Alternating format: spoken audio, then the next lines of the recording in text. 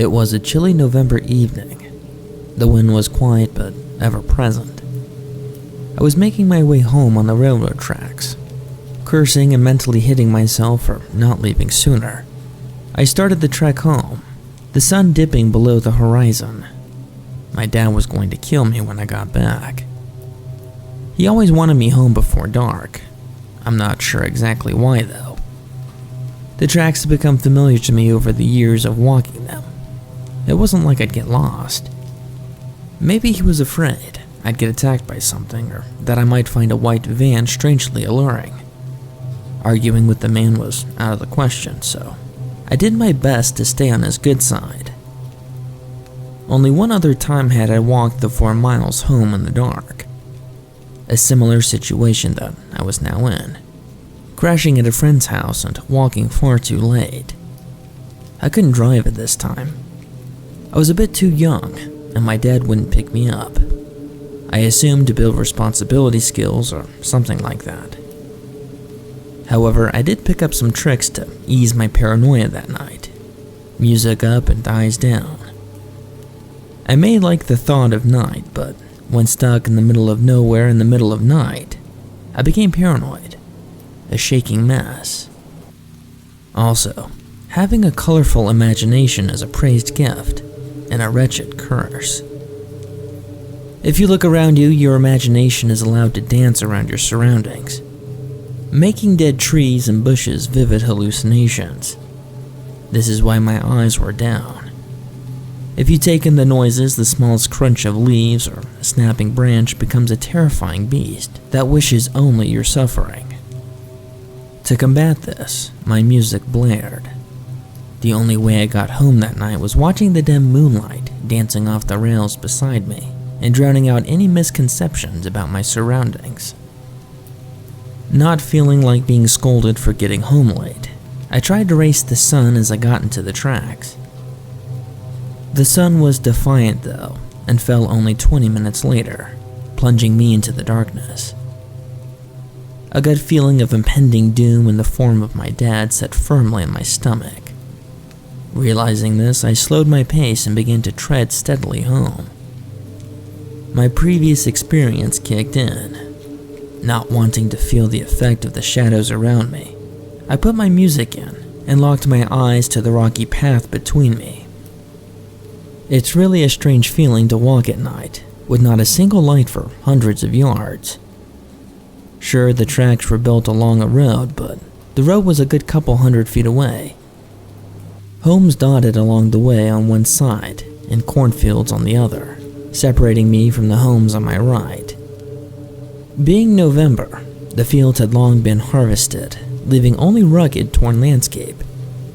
A minor tree line on either side poorly concealed the railroad and completed the pathway. Time passed, and my way only grew darker. What were once dead trees, empty cornfields, and distant houses became silhouetted with blackness, and the rails gave off a familiar glow from the moonlight. I could faintly see the tree line in which my home lay. I had a long way to go. Thoughts filled my head, not of terror or the fear of being jumped by someone, but of regular problems.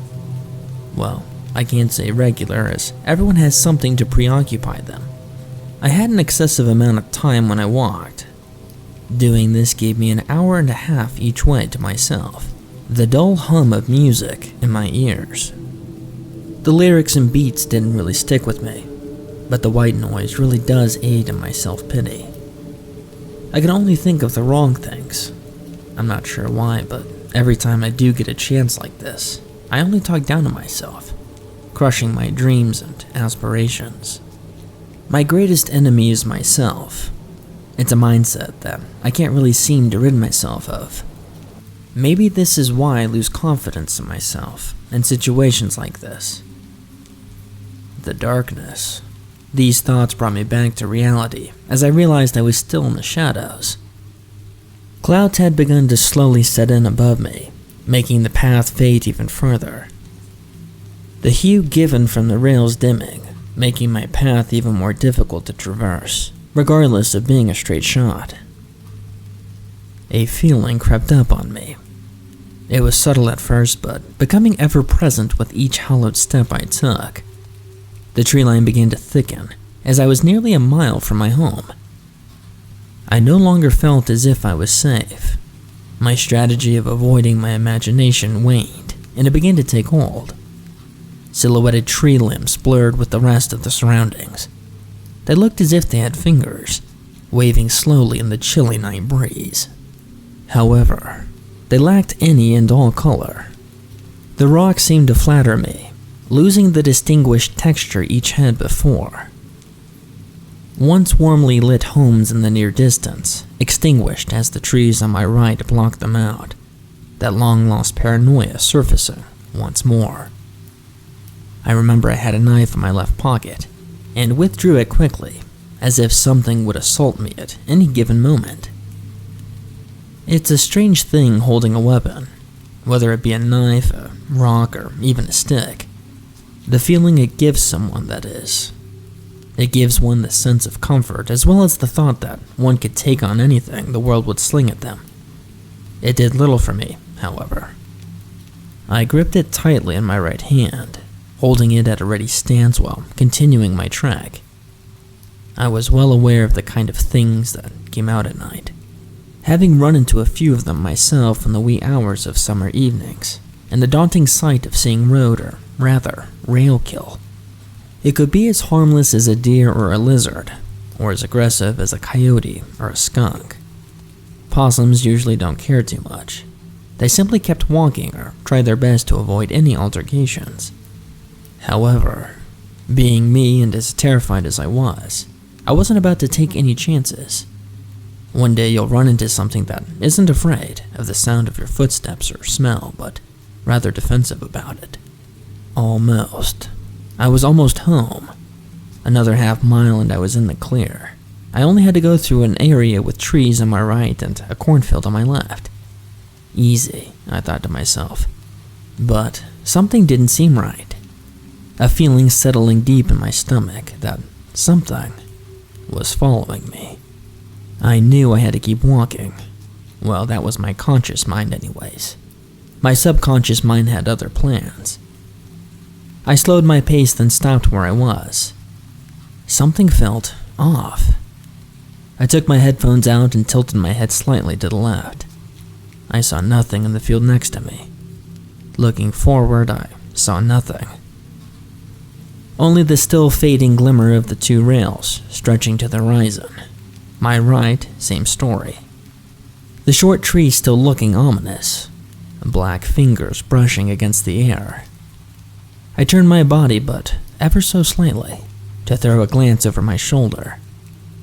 Behind me, looking just like in front of me, dark and empty.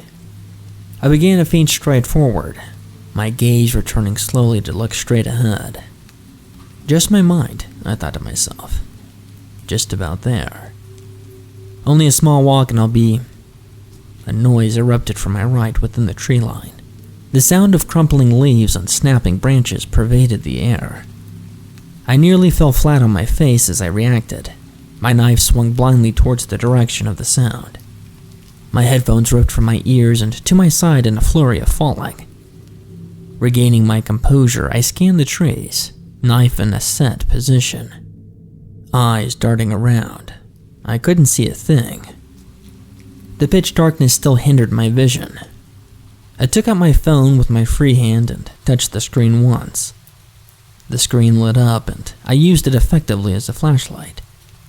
Searching the area, I couldn't find a single indication of where the sound had come from. I was about to put it away when I saw a strange-looking object. I crept down to the side of the tracks to get a closer look. My foot freed a loose stone and it rolled towards the object. When the stone got near, the object hopped out of the way and bounced off into the underbrush. My heart skipped a beat when it moved, lowering itself from my throat to my stomach. Just a damn rabbit. It angered and relieved me. I stood back up and made my way back to the tracks. I stopped briefly to look at my phone. No minutes. Putting the useless flashlight away, I reached for my headphones, groping around in the darkness. I couldn't find them. I had lost them when I'd gotten down to the underbrush. Cursing myself, I started walking again, casting a glance around me, and then behind me. I found nothing. Still, the foreboding shadows. I sighed as I brought my glance back to the front of me. My feet locked, halting me instantly. There was something in the distance. I felt heavy, weighted. All the breath in my lungs didn't want to leave, nor could I breathe it in. Out in front of me, about 100 feet away, was an object. More of a black form. I could see its head and a part of its torso on the horizon. With the tracks going straight, nothing was hindering my vision of what was before me. It just stood there, unmoving. I didn't know how to respond to this. I dropped my knife and stared at it. It didn't make any advances on me. The deafening silence was consuming the area. I felt the sensation of being followed again, only much stronger. I turned to my left and looked out across the cornfield. I could see 2, maybe 3 black dots. Behind me, I could hear rocks being kicked, as if someone was walking on them. I turned and saw other figures behind me, a bit further than the first. I backed away from this one. Fear began to well up in me. These things were not normal. They only seemed to slide closer, not moving their legs. I turned back forward. The one in front of me had gone, so I ran in that direction. I didn't care about what it was I saw, or that I had dropped something back there. At this point, I only wanted to get home. Running in the dark was difficult in the way that it was hard to see what was around you, but surprisingly easy to stay balanced. Adrenaline flowed in me. A flight response took a hold of me. Only a quarter mile to my house. Wind rushing in my ear and my eyes nervously observing the blurred area around me. I looked out to the field to see the black figures and blobs moving about. To my right, I could hear rustling leaves and something in the form of whispers. I dare not look behind me for fear of what I might see and of losing my balance. Almost there. I could see the light of my house getting closer and brighter. My home was just off the tracks. I got to the pathway I had made in the brush and weeds to my right and jumped the nearly 10-foot slope down into it. It was only at this point I fumbled and fell down. My momentum carried me out of the brush and up to the edge of the street on which my home laid. It took me a moment to gather my bearings and stand once more. Wavering slightly as I stood, I hauled myself forward, not in a run, but a hindered walk. I stopped once my foot hit the beginning of the street. I felt that feeling again, only this time it wasn't as threatening. I turned and looked up the railroad tracks. Standing on the rail, about where the exit is, was the short, shadowy figure. Sure, it unsettled me to see this strange manifestation, but somehow I knew it couldn't harm me. The streetlight was flooding at my feet. It seemed to hold me, comforting me. The figure and I stared at one another for a minute or two before it turned and simply went down the other side of the tracks, towards the cornfield on the left side, opposite the way I came. Returning to my home, my dad was asleep, thank God, so I made my way up to my room. Shutting the door and turning off my lights, I jumped in bed, not bothering to even change my dirty, sweaty clothes. All I was absorbed in was that I just made it home once again, and I was safe. The horrible ordeal was over. Naturally, my dad was coherent, even when sleeping, and knew that I came home late. It was about a week or so before I could leave my house again. I took the same path back to town to see my friend. It was a little unnerving due to the recent events, but one has to move on at some point. I was about a mile out from my house when I hit the tree line that opened up to the road, now on the left, and the fields on either side. The lack of music annoyed me, but I'll take the loss of headphones over the loss of my life, I thought in my crazed head. Instead of listening to the dull white noise and tearing myself down more, I actually took in my surroundings. For the year or so I've been trying to make this trek, Never once did I find this path more beautiful. I could finally appreciate the effects of fall on the environment. It was awe-inspiring. With fresh air in my lungs and the astonishing sights around me, I felt like I could carry myself better. It felt good after so long of a downstreak. I was just about out of the heavy tree line when something caught my eye. In the morning sun, a small glint of something was sticking out of a nearby oak tree. Curious, I went over to investigate. When I got closer, I could see what it was. It didn't make me feel good. Stuck in the tree was my knife. My lost headphones draped over them. When I got up to it, I found out that my headphones were utterly busted, which didn't surprise me too much.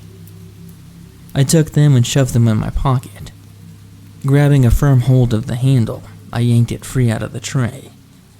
Out of reaction, I felt the blade portion of the weapon, and felt something rather odd about it. I turned the knife to the sun so I could see what it was. It was scratched. Not in a damaged way, as if something was written on it, possibly by a rock. I took a deep breath as I read aloud to myself, "You're never alone." Every winter, there's this thing that comes out of the lake and stalks my property. This is the 13th year that this has happened. Every time it happens, I'm forced to stay indoors because I can't bear to hear its voice or to see its face. A face that's stolen, a face that doesn't belong to it. This parody of a woman as it wanders around my property, clad in swamp growth, screeching and moaning as it does. Somehow it stole her face. Somehow it stole Nika's face. Nika and I met when we were kids. She was an orphan, and my father had just passed away. We were both broken from a very young age. Looking back, I felt like she was the only person I'd ever loved besides my parents. We became fast friends, and by the time she was supposed to start her life as an adult, my mother had passed away also. I was alone in this world, and so was Nika. Being familiar with the bottle already, back then, I remember one night I offered her to come stay with me. I explained that I had nobody besides her, and she laughed before her expression turned solemn again, noting that she didn't have anyone else besides me either. We moved in together, but not for long.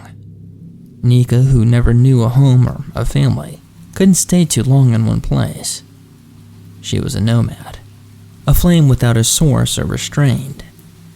For all of her confidence and strength that she projected onto the world, she was lonely and hurt. I knew this much because what we had was special. I could see it in her eyes. That's why I always let her go, because I knew she'd always come back, and she did. She'd disappear for a while, then come back, sometimes alone, sometimes with a man or a woman she claimed to have feelings for. We both knew that those were lies, though. She loved no one truly. She loved me, but it wasn't romantic. That was different.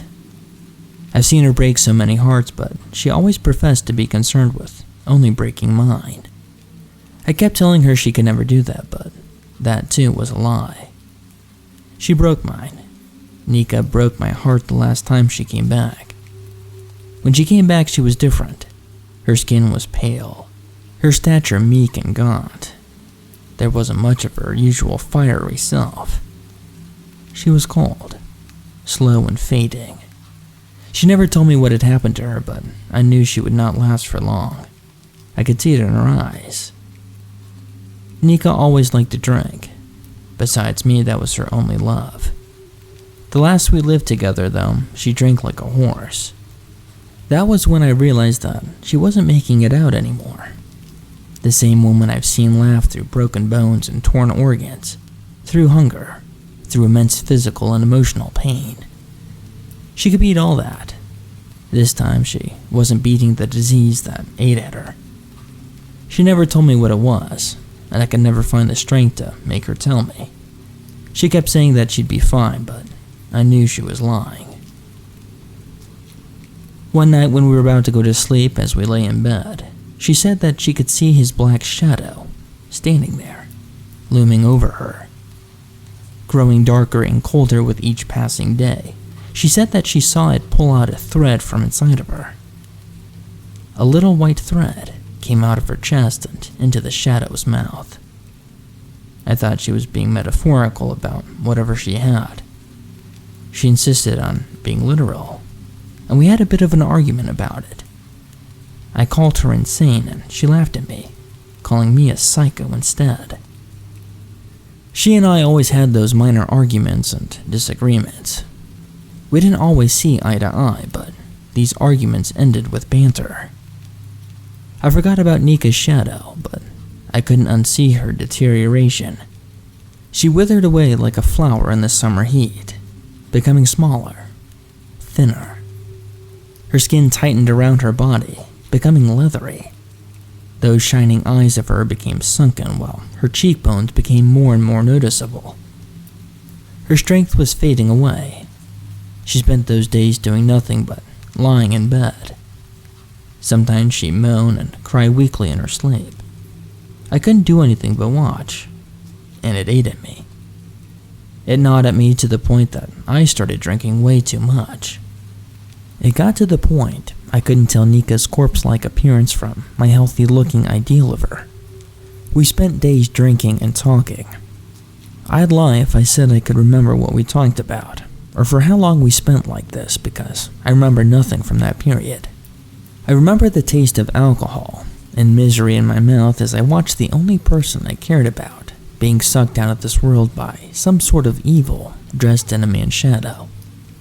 Oh, I've seen this abomination. I've seen it once, and that was enough to burn into my memory for all eternity. I woke up one night and found myself face to face with the pitch-black shadow standing over Nika. Its pernicious shape connected to her broken form with a little thread, a barely visible one. I wanted to move, but I couldn't. My body froze in place. The thing must have noticed me as I saw a thick, pure white smile form in its dome. When I saw that sickening smile, the room turned frozen, and I felt a knife pierce my chest. It sucked the air out of my lungs as the sound of my heartbeat bombarded my ears. I was choking on the void in my throat as the shadow's smile grew larger and larger. Panicked, I tried moving, but nothing came. My body wasn't in control anymore. My skin turned to marble. A statue stuck in place for as long as the demonic kept its invisible eyes locked on me. It simply faded, finally allowing me to break out of its spell. Once I pulled myself away, a knot formed in my stomach. I let out a scream and ended up puking all over myself. Thankfully, I didn't wake up Nika. I remember her face from that night. It seemed so comfortable, so calm. The morning after, I told her about the Shadow Man, and she looked at me like she'd seen a ghost, before bursting out into pained laughter. She admitted that the Shadow Man was just a joke she pulled on me. Yet, I'd seen it. I was adamant about knowing what I had seen. She wouldn't believe me, however. Instead, she said something that she must have finally driven me mad, like everyone else that came into contact with her. She said I was losing it. She wasn't wrong. I was losing it. I was losing her. Not long after, I found her body in the bathtub, cold and still. Something inside of me broke. A sharp pain shot through my body as I watched her lifeless body floating in the water. It wasn't purely emotional. It was quite physical, this pain. I felt like I just lost part of my body. I couldn't move my gaze away from her. Her form transfixed me in place, feeling the tears streaming down my face. I couldn't feel anything. Nothing at all. It's like it threw me into a vacuum of emotions. Nothing came in and nothing went out. Nothing moved. Nothing changed. Everything stayed motionless, colorless. I remember little from that day, or any day after that one, for a long time. I do not know how long. All I know is that there was a lot of booze, a black hole inside, and the corpse of my beloved Nika laying in one room. My mind snapped. I was so lost and not hurting, just lost and floating in absolute nothingness, and not in a good way. Trapped inside my little bubble of pleasant memories and mementic happiness with a person who was gone forever. The days bled into weeks, and those soon became months. It all flashed by me like a little spark. I didn't care. At that point, I didn't care about anything at all. I was too busy drowning myself in alcohol, hoping to feel something. No sensations came, however. At one point, even the alcohol started losing its burning edge, slowly turning into a hydrant rather than an intoxicant. She filled the house with the stench of decay, but I could barely register that. I was too far gone at this point. I didn't care about it. Nika's room became a horror show. Her body slowly decomposed into a gooey puddle of brown and black material, draped over a skeleton. I've been to that many times over the months. What haven't I done around those remains of hers? I prayed at her remains. I've cried on top of them, and I spoke to them. Everything. I did it all. I was a madman who spoke to a decaying pile of bones and kept on crying just how much I loved them. She was gone, but I couldn't let her body go, even though not much had remained of it. I spent my days drinking and puking on myself, or talking to the quickly disintegrating body. I spent my nights dreaming about drowning at the hands of Nika in the lake by the house. Soon enough, I fell in love with the thought of drowning in that freaking lake. Whenever I thought about just throwing myself into the waters with a rock tied around my neck, I just remember how peaceful and how beautiful she looked in death. Her form was impeccable to behold as I watched her float in the bathtub.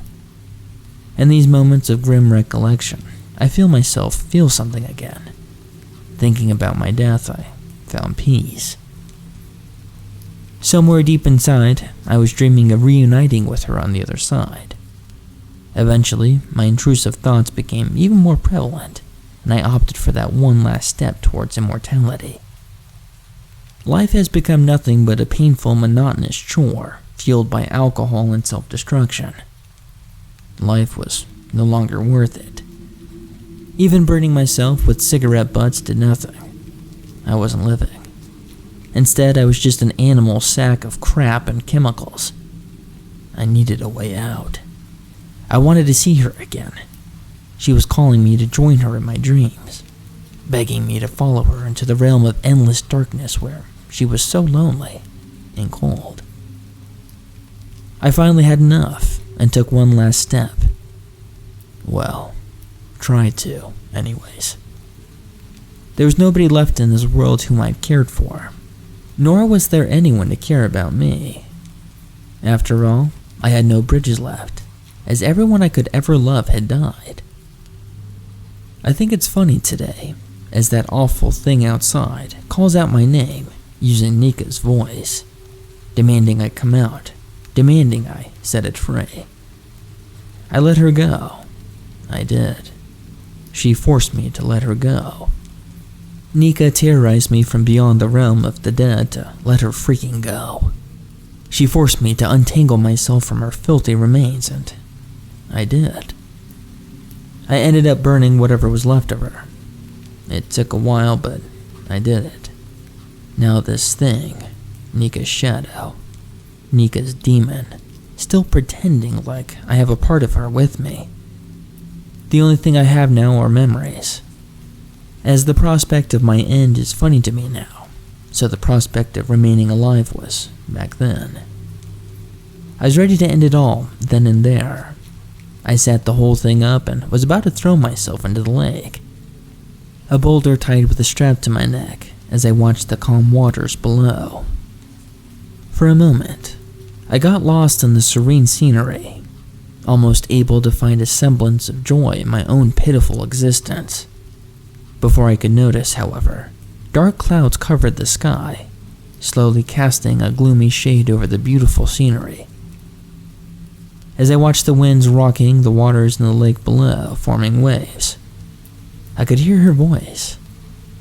It called me faintly from below. It felt airless and watery. I felt the tears streaming down my eyes as I was about to reunite with my beloved. But then I looked down again. The sensation of a sharp knife pierced both of my lungs as a scream echoed through the blackened skies. I fell down backwards, clutching the boulder and shivering with fear and disgust. Another awful scream pierced my eardrums, louder than the last. The waters in the lake rose as the winds became violent, bashing against my body, making my skin shiver even more. What I had seen down below made little sense. Even thinking about it makes me shudder to this day. A third scream pierced the air, coinciding with a thunderclap, sending a shockwave through my body. It was my name. Something down below screaming my name. Something furious, very irrational. A thing that shouldn't exist, something so terrible even I couldn't handle watching it. A thing from my worst nightmare. I'd never been so afraid in my entire life as I was in those moments. Feelings were back, in the form of sheer terror. Untying the strap that tied my neck to the boulder, I left it there and ran as fast as I could back home. I locked the door and the windows before running to Nika's room. This time, the stench of her mostly decayed body was unbearable. Even then, I remained right by her, huddled next to the gore and decayed stained bed on which I left her unburied remains. I spent the next 10 hours sitting on the floor, shaking in fear as images of that thing in the lake flashed themselves before my eyes repeatedly. I couldn't move. I couldn't think straight. I couldn't do anything as the panic slowly corrupted my mind, inserting impossible images into my eyes, slowly burning away at what remained of my sanity. Eventually, my body gave out and I passed out. When I woke up, the stench of death was far worse than it had been prior to when I fell asleep. It was truly hellish. I ran out of the room only to slip on a puddle of water. The whole hallway was wet. There shouldn't have been any water there. My head was spinning and I was groaning because of the pain pulsating in the back of my head. None of this made any sense. I stumbled into the bathroom to wash my face and to attempt to come back to my senses. The water in the bathtub was running, overflowing the tub, dripping onto the floor. I didn't turn it on. My heartbeat became rapid.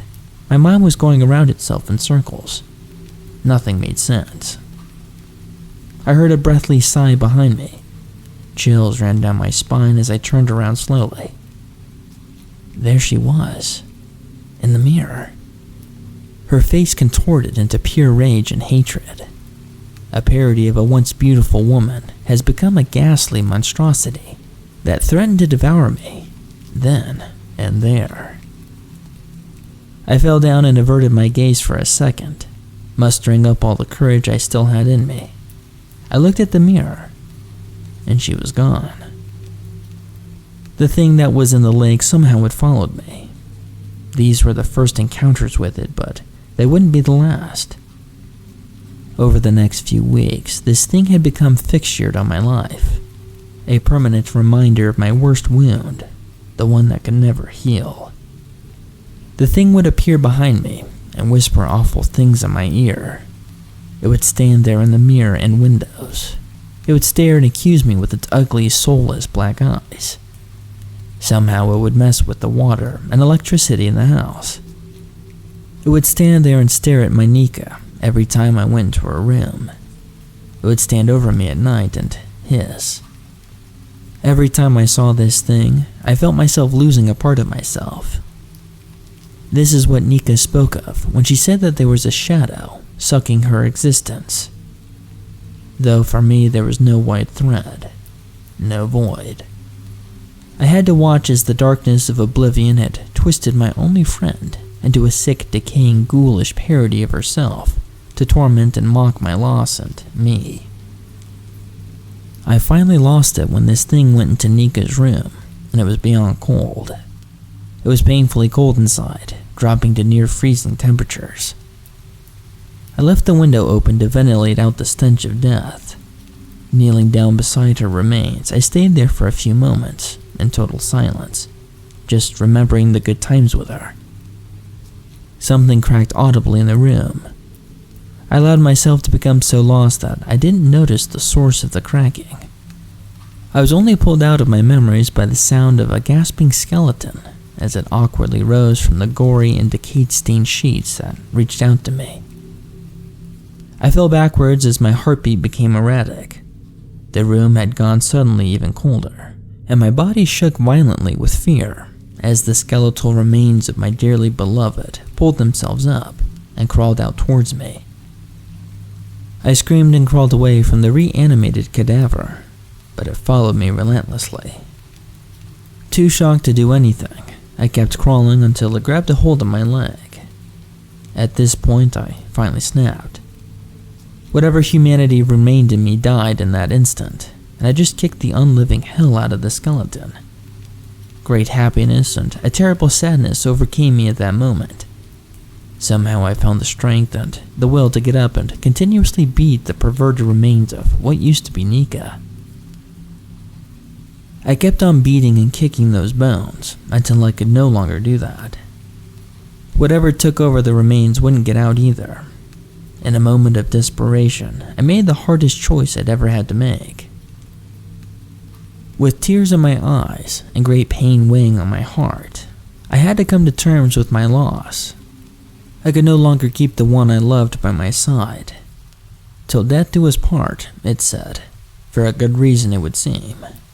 Dragging the unliving corpse of my beloved to the hearth, dousing the rotten possessed bones in alcohol, and throwing them into the fire. I couldn't watch as they burned, and I couldn't stand the sound of the inhuman cries that emanated from within the flames. I drank myself into oblivion that day to forget my misery, but I was never successful in escaping it. That day after, I had passed out from overconsumption. I had the worst kind of nightmare. I was dragging my beloved Nika to the shower. She was kicking and screaming, weakly resisting my grasp, but to no avail. She was too weak to break free. I shoved her face into the sink and turned on the water. Crying, tears burned my face, and muffled gargles cutting my eardrums. I watched as my body was killing the only person I had ever loved. When she finally stopped moving, I placed her lifeless body in the tub and filled it with warm water. I watched her reawaken before shoving her head under the hot water once more. Then, I woke up. It was dark and I was alone. Nika was gone and with her, the shadow. I had a lot of mourning to do, but time partially heals all wounds. The day had become bearable as they turned into weeks and later into months. I was used to being alone, but the thought of actually being alone in this world always lingered in my mind. It still does. I still miss her every single day. I know I'm alone, but that's the way I like it. Nika indeed drove me mad, because I refused to replace her with anyone else. That said, there's still something lusting out after me. Every winter it comes back, wearing her form to torment me. I don't know what it is, but it's there, and as long as I'm inside, it can't reach me. I've learned that the first time I've seen it, it was after cremating Nika.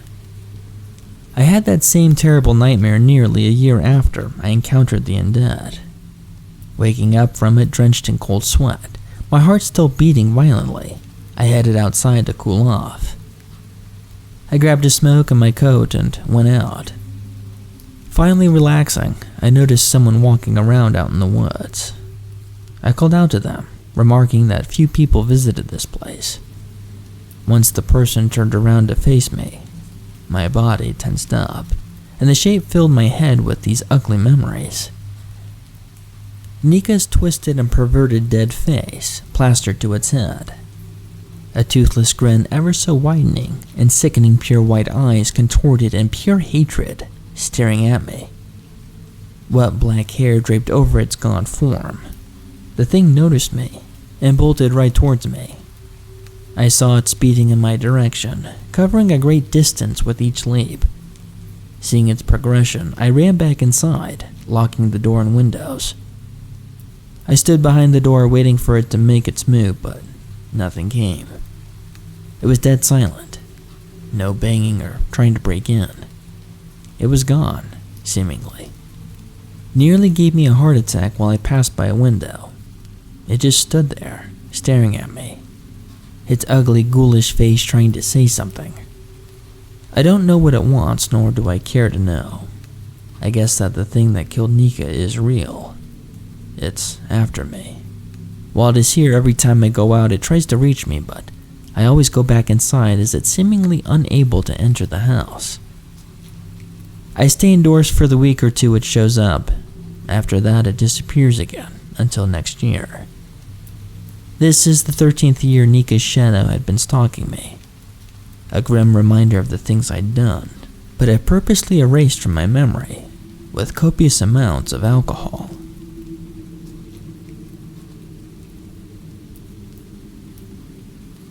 When my grandpa died, I thought that it was a long time coming. Don't get me wrong, it was a tragedy, but it wasn't exactly unexpected. He was an old man, his mind half gone, living alone in a house nearly 30 miles out from the nearest town.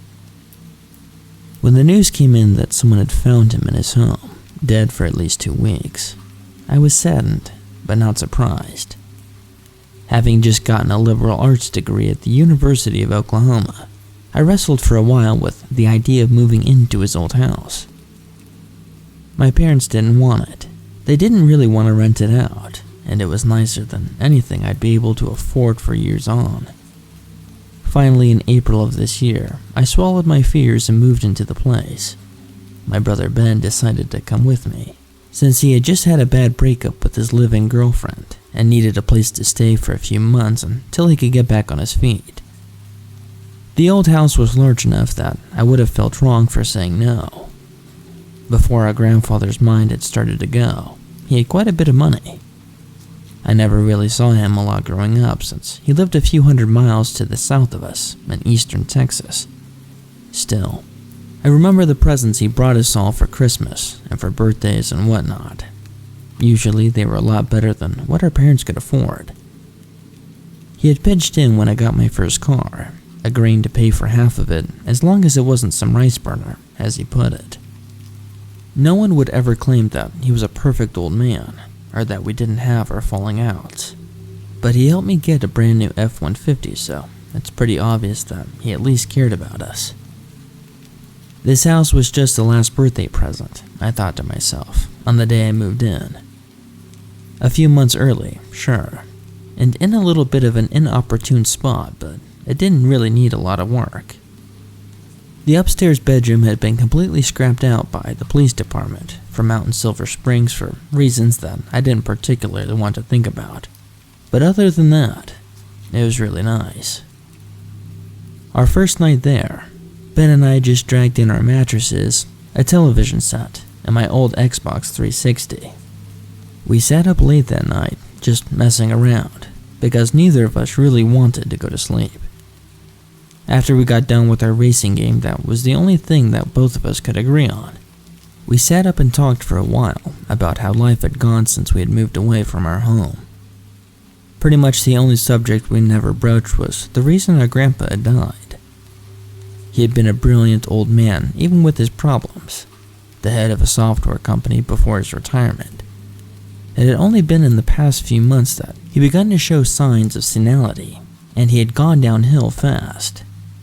A month before the end, he had called home talking about the past, and about watching the devil stand under an apple tree when he was a child. After that, he didn't contact us at all, or anyone else for that matter. He went out from dehydration after apparently flipping every circuit in the house and making it to where the water couldn't pump. To say the least, it was disturbing to think about.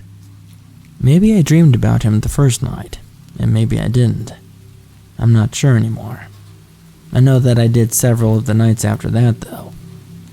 He went from being the old man I remembered to being a desiccated corpse before my eyes in those dreams.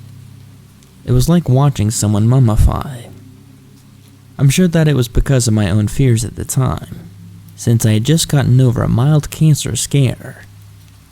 I had a nervous disposition, and finding a mysterious lump on my leg hadn't helped matters. The next day, whether I had one of those dreams or not, we started bringing in more things. There wasn't really a whole lot of stuff since I'd been living in a dorm room for 4 years. Ben dragged in 2 computers, several bookshelves worth of paperbacks, and a treadmill for some reason. By the end, it looked like he was the one living there, and I was just the guest. We went into town later on in the day and got some food, along with a 12-pack of Pepsi and a 6-pack of Coors. It was on arriving that morning that I realized that something was off about that house. We pulled into the driveway, hopped out of my brother's Mazda, and were midway into the house before I had noticed for the first time that no birds were chirping. There was an open field behind the house, going back maybe a few hundred yards to the forest. Normally, I would have expected to hear some wildlife, but nothing stirred behind the line of trees. I mentioned the eerie quiet to Ben, and he joked that maybe the Slender Man had stolen all the birds. Honestly, as a joke, it was even weaker than it should have been. Ben had noticed that the quiet was deeper than it had been the day before, as well. We sat up that night, but Ben whipped out one of his college textbooks on European democracy, so it was just me playing Halo alone. I shut the volume off once Ben had gone to sleep in his own room, and I listened for the sound of crickets chirping. There was nothing. I opened my window and looked out over the field, where fireflies would normally have been flicking this time of year. Nothing but darkness and the stars greeted my roving eyes. I went to sleep that night, and I know that I had one of those dreams. The next few weeks were okay. We'd gotten everything completely set up, cleaned out whatever there was to clean around the house, and discovered a box of my grandpa's old things in the attic. Most of it was stuff from the time he spent in Japan during World War II, including his collection of medals. One of them was a Purple Heart. I loved that old man, even though I might not always sound like it. I had a funny way of expressing it at times, but I really did care about him deeply. It was in the middle of May that we started having real problems. I remember Ben saying that he thought he saw an albino bear up in the woods. He sat on the back porch that evening watching the forest, but nothing moved. As darkness began to fall, a breeze started to come in from the southeast, off of the distant Gulf of Mexico. I thought that maybe I saw something for a split second, in the undergrowth near the ground level, but it didn't look like a bear. I talked Ben into following me into the house and slept fitfully that night. Something about what I saw haunted me, although I wasn't sure yet what it was. The next morning we had taken another trip into town. This time it wasn't for supplies, but to watch some movie that Ben had been going on about for weeks. As a result, we got home late that night. It was waiting for us in the driveway. I only saw it for a second before the lights in my truck cut out, but I could have drawn police sketches for the rest of my life from that thing. It looked something like a human being, only it was 8 feet tall. Its skin was stretched over its bones and muscle, and it looked lean, paradoxically, both like it was emaciated and terribly strong. The hair on its head was thin and scraggly, and its eyes were hollow black pits. I hadn't seen the claws yet since they were hidden from the front of the truck, but I could see its teeth, and they were what I remembered most about this thing. Its mouth was open, like it had come unhinged, and it was full to the brim with sharp knives. When the lights cut out, Ben looked over at me, and in the gloom I could see his expression of pure terror. on his face. The thing was still visible in the darkness outside, a dark shadow in the night. We both stared at one another, and it seemed unwilling to make a move. I don't know what time it was, because I couldn't see my watch, and it was very likely wasn't functioning anyways. It became obvious as the minutes dragged into hours, though, that this thing was standing there for a reason, other than toying with us. Somehow, it couldn't see us. When morning started to dawn red on the horizon behind the house, I was afraid that its vision would improve, but it just stood still. With better light, I could see that Ben was crying. Tears streaked down his face as the thing stared at us, unmoving and hungry. I remember when I was watching a movie when I was younger, Jurassic Park. The T-Rex in that movie just stood by when its prey wouldn't move, counting on them to budge before it did, because its brain wasn't wired to see anything but movement. The real T-Rex may not have been like that, but with the dawning of the day, it clicked that this thing probably was. That I realized was why my grandfather had died of dehydration in his own house. This thing had caused the power to shut off. It had short-circuited the breaker, and then it had just to wait him out. Higher, the sun rose in the sky. Myself and Ben sat alone in that truck with the watcher staring at us for nearly 4 more hours as the temperature inside of the truck started to rise. Without power, the air conditioner couldn't run, and the electric windows wouldn't roll down. Not that I really trusted them anyway. It was 11 o'clock in the morning when Ben looked at me, shook his head, and cracked the door slightly. I stared in wide-eyed terror, but Ben turned to the door. Slowly, he creaked it open and stepped out. I watched as he closed the door, and the thing moved its head towards him. Still, it didn't quite seem to realize where he was. Ben walked forward, every movement careful and measured. He was less than 3 feet from this thing, and it sensed just enough motion to turn its head towards him. I watched as he walked past it, the thing unmoving and largely unseeing. I really thought that Ben was going to make it to the house. Then, he stepped on a twig. It took all I had not to scream as I watched the thing cover the short distance between itself and him in one bounding leap, then knocking him to the ground. Its claws appeared then, fierce obsidian blades. Ben screamed, and I heard the thing howl like a wolf from hell. It was evening before I finally became conscious of the world again. When I did, I realized something. My truck was running. I kicked it into reverse as fast as I could, backing out of the long driveway from my grandfather's house. 2 years down the road, everyone thinks that he was killed by a bear. They keep telling me that what I saw really wasn't what happened, that I just mistook a common animal for a monster. I'll always remember when that thing looked back at me, one last time though. I don't think I could ever forget what lives beyond the line of trees. I love the woods. Rather, I love the woods in the daytime.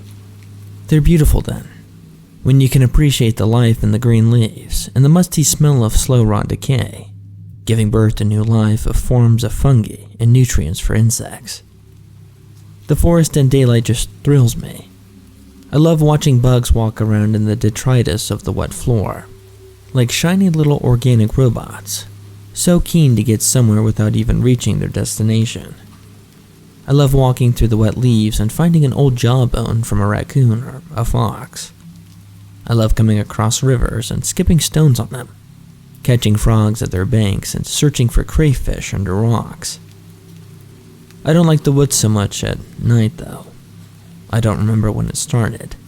It's like any other fear, I guess, irrational and easily explained away by science and psychology.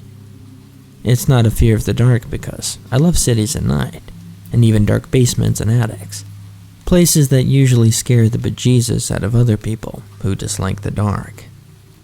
It's just a phobia that I've always had. I know it's a simple fear and that a lot of people probably have it, but it feels so strangely special for me, if that makes any iota of sense. I've always felt uncomfortable in the woods at night, as far as I can think back to when I spent my nights in my uncle's lakeside condo, or when I visited my grandma on my mom's side and had to sleep in her guest room. When I think about my fear of the woods, I just sort of pass it off and thank goodness I don't have to go there at that moment. Anyone would tell you that my phobia is just a simple case of raw ancestral animal fear that I got from my traumatic experience, or maybe that I inherited it. I almost wonder if it's maybe both at once, but I think it stems mostly from an old nightmare I used to have. Now that I think about it, it wasn't just a nightmare. It was something more profound, more uncomfortable, and even though I don't accept it, more real. I'm reminded of the story of my boogeyman. Every kid has some silly, stupid monster that scares the crap out of them at a young age. My friend growing up had a monster she called Creeper that would open her bedroom door and glare at her all night. My little sister thought there was a ghost in the bathroom, and a lot of people I knew were scared of something lurking in their hallway or wanted to pull them down a shower drain or something. Every kid can give you a ghost story, and every adult still shivers looking back at them, even though we all know that they were just our imaginations running away with us. This is mine. This is the story of Dear Guy. Back when I was little, maybe 7 or 8, my grandparents bought a big house out in the woods in the Michigan area, in the middle of nowhere. It was a beautiful place, with lush pines and rolling mountain hills and a shallow creek far back in their property. Like all forested places in Michigan, it took on this foreboding feeling of stifling coldness that could just crush you from all directions at night. It almost felt like pure hatred seeping out of the trees like sap.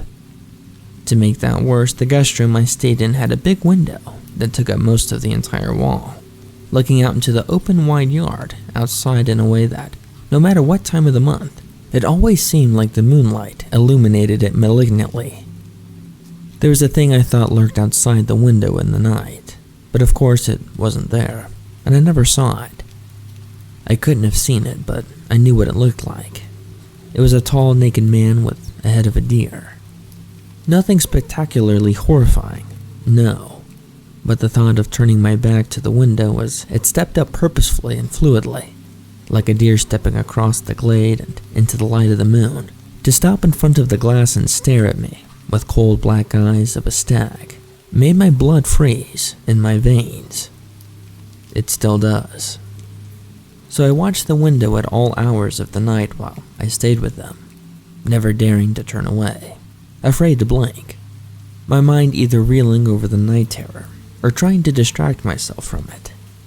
Small children aren't incredibly articulate or creative, so when I started thinking about him as Dear Guy, I didn't really question how funny of a name it was for him. The simple title even added to his menace.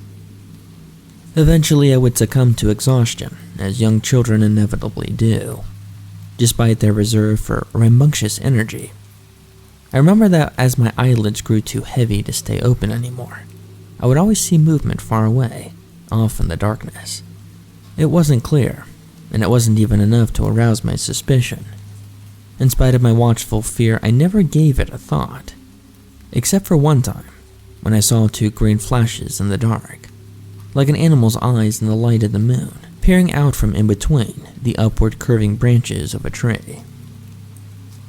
I felt this sort of, I guess you could say, presence of complete hate in the dark forest again, when my family decided to move out into the country to be closer to my mother's family. I had a room on the 2nd story of the home, which should have eliminated my fear for the line of trees and the cornfield that bordered our yard, but it somehow made it worse. I had passing bedtime visions of Dear Guy, silently departing from the black pines as he slowly, almost timidly approached the house to stare into my window at me. But I always thought, no, that doesn't make any sense. I'm on the 2nd floor. He couldn't look through my windows, he's not tall enough.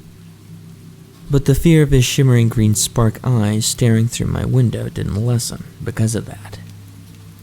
I could always imagine him growing in size to become a giant, or stretching his legs to get to my window.